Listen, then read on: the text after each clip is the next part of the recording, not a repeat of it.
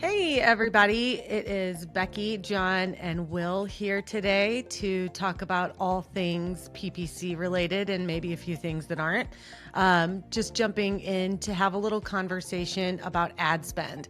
So I know it's a really common question. It's something that we talk about all the time, but we don't always talk about it from a very organic standpoint. Like, how is a business supposed to understand how much they should be spending on Google Ads in particular? I met with a lead yesterday who had a couple of different ideas of what he should be spending on his marketing, and different percentages were being asked about. And should I make this much return if I'm spending this percent of my marketing budget on my Google ad spend? And the answer is variable, right? We can't give a specific answer without actually looking at profit margins and goals and cost per acquisition and all that other good stuff. But for today's conversation, I thought it might be cool for us to just kind of talk through what things you guys take into consideration when businesses are just starting out on Google Ads and their question is, I have no idea what I should be spending. So can you guys kind of give me an idea of what that approach looks like and what different tactics that we are using to help people determine how much to spend, when to spend less, when to spend more, all of that good stuff that's super important to making Google Ads valuable for their business? Yeah, I'll take a crack at answering that first, and it's obviously a super important question. Like you said, it's a question we get all the time when leads reach out to us, and even existing clients we're working with. Of okay, well, how much should I budget? How much should I spend?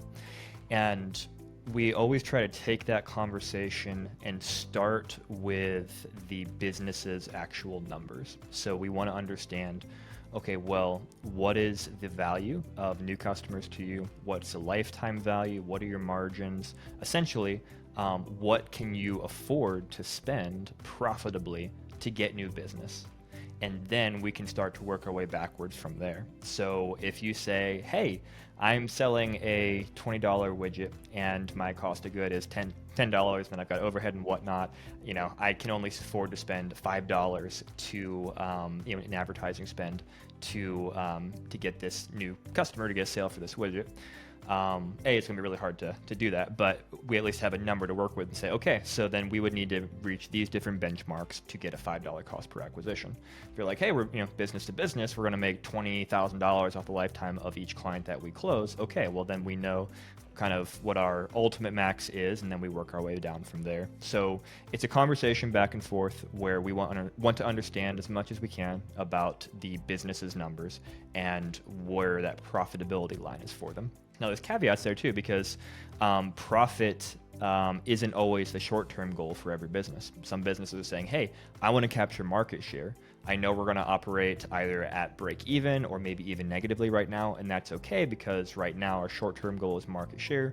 We'll worry about profitability down the road. Okay, well that's a different question, and then or a different goal rather. And so then it's figuring out, okay, well, what are your goals? What are your market share goals? What might your competitors be spending? Which we can do some research to get rough ideas of what's being invested in the marketplace, and then we work towards things from there. So there's no easy answer of, hey, you should spend 10% of your revenue, or you should, get a 500% ROAS is good, 400% is bad. It's not that simple. It has to be custom tailored to each business model because everyone's margins numbers are different.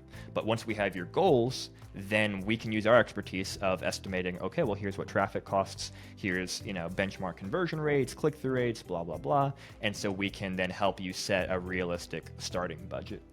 And generally, we like to start conservatively. We want to be very good stewards of the budgets that we're given. So we're usually going to start conservatively and then see what kind of performance we can drive and then work our way up and scale from there. Because the other reality is that traffic online is usually a funnel. You've got the low-hanging fruit that's most likely to convert, and so the first part of your budget, you want to invest towards that. That's where you're going to have the highest ROI.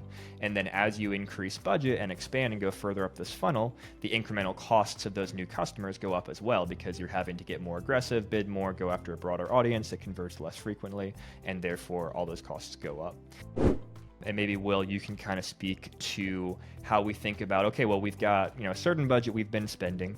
how do we think through what opportunity there exists to get more traffic, get more sales for a client by increasing budget, and kind of understand the incrementality of how increasing budget for a particular client is going to impact their cost per customer, their ROAS, or things like that.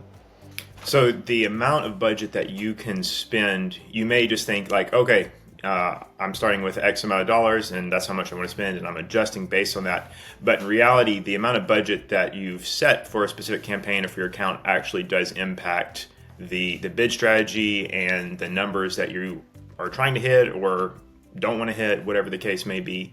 And so you want to look at the recommendations that Google is sharing based on what additional impression share may be available. Like John mentioned, typically we're starting with the low-hanging fruit, those users that you want to get in front of because they have the best ROI. As you increase your budget, depending on how much market share you have, you may be able to spend that well and get in front of relevant users, but the ROI may begin to decrease as you go up that funnel. So now we're no longer at just the low-hanging fruit. Now we're climbing up to more mid-funnel, upper funnel users who we still want to get in front of depending on your goals, whether that's market share or a certain return on ad spend or cost per lead. But as we climb up that, those are things to keep in mind. So, but it may be like, hey, in order to increase volume, it's okay if our ROI comes down a little bit because we realize that our profitability actually increases even though the ROAS, the return on ad spend, may come down a little bit. And so as you increase by 10, 15, 20% and test that, you may begin to see that and see what that balance is between how much budget we can spend and also what the return is and how we're achieving those goals and letting the data drive that conversation. One thing I will also mention is that if you're a brand new business or if you're brand new to Google Ads, you may be tempted to say like, hey, I just want to see how this works. I'm just going to throw a few dollars in a campaign with, what I think are relevant keywords or whatever the campaign type you may be setting and see what happens. Depending on how low the budget is and depending on what market you're in, what vertical you're advertising in, it could be weeks, it could be months before you get enough data to make any actionable changes. You may not ever see a return if you're only spending a few dollars because you just want to experiment with this and see if it works. And so you could get the wrong impression that, hey, Google Ads just isn't for me because, I threw $5 in a campaign and, I get maybe one click a day. So it really does depend on the vertical you're in. It depends on what the average cost per click is because of other competitors that are targeting the same keywords you are, targeting the same target audience. And so those are things to keep in mind and things that we want to help walk through with you, determine, okay, what's the minimum budget that we can spend and be conservative and efficient while also balancing that with the reality that, okay, for your business, the average cost per click is $5. So if you only have a $5 a day budget, you're not going to get enough data in order to make adjustments and improve to see the results that you're shooting for. Becky, I know that's something that you and your team help leads with when they reach out and they're like, well, what does traffic cost, that kind of thing. So we have tools that we can use to get, estimates, averages, always take it with a big grain of salt, but, get ranges for, okay, well, if you're in this industry, targeting this geography, here's roughly the range of what clicks may cost based upon how much competition there is. And then, here's some average benchmark conversion rates that we could kind of posit that you could see. And then based upon that, here's what, cost per lead might look like. Let's say you're a plumber and you're trying to get leads in the door. And so that can help you kind of adjust expectations. If you're like, hey, I'm a plumber and I can only afford to spend $10 per lead, we can say, well, hey, that's never going to happen because based upon these numbers, it's probably never going to be cheaper than $100 per lead. Just picking numbers here, random numbers. But we can help set expectations for you using that data from Google and other third-party tools that we use to hopefully give you a sense for what to expect starting out. And then it's all about testing iteration. That's where we'll actually really figure out the true numbers, which again are unique to every business, every market, both geographically, vertically, etc. So if you're watching this video and you hoped that you were going to get a straight answer of 10% or $2,000 or whatever, I'm sorry. But if anyone does give you that specific of an answer, I would be concerned because they're not factoring in the nuances of your business and your market, and really it needs to be a conversation, not a flat answer. hope that was helpful.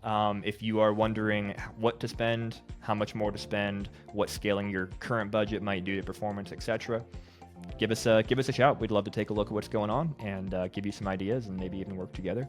And if you just want more free info like this, tap that subscribe button so that you will see us more often in your feed.